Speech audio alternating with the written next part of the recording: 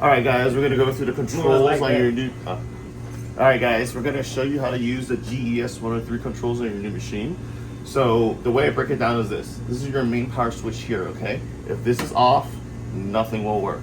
So make sure if you look at the little diagram right here, it'll tell you it's powered off. If you turn it on, give it a moment, this will clear and it'll power on. There we go, okay? If you look at the screen, I break it down half left, half right, okay? This button is a snowflake. When you're making ice cream, you're freezing. You hit that. If you hit that, this will tell you your status here, freeze, okay? This is your off or home button, like your phone to get out of stuff. If you hit that, everything shuts off on that side, okay? So if I have water in the cylinder and I accidentally, oh no, I hit that, just hit this, shut it right off, okay? Freeze, home button to turn everything off. This is your wash button, the faucet right here. So right now it's off. If I hit this, it lets me have the option to turn on my motor or beater on or off, or my pump on and off. But if I press it now, it's filled, so it won't do anything because it's already automatically on and under pressure. If you want to get out of this, two options. Well, one option really, but if you want to get out of this menu, you hit the home switch to get out, okay?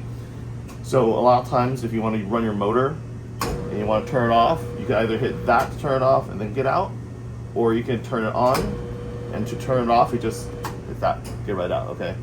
Home switch to get out of anything, okay? We're gonna leave for the night. You're gonna be using this moon right here. If you hit that, it's gonna say night mode. Your cabinet is on the bottom, and then this side's on night mode, okay? This side is off, so make sure both sides are on night mode if needed when you're leaving for the night.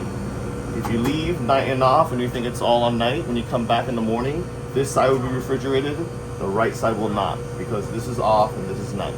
So make sure you have the statuses where they need to be before you leave, okay? You want to shut it off, everything's off, okay?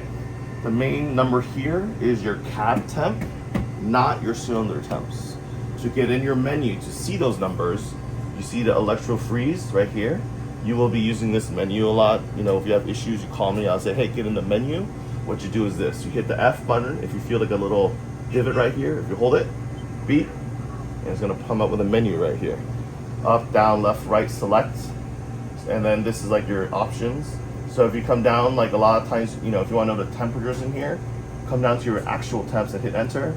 Boom, you got your bulb temps on your left and your right.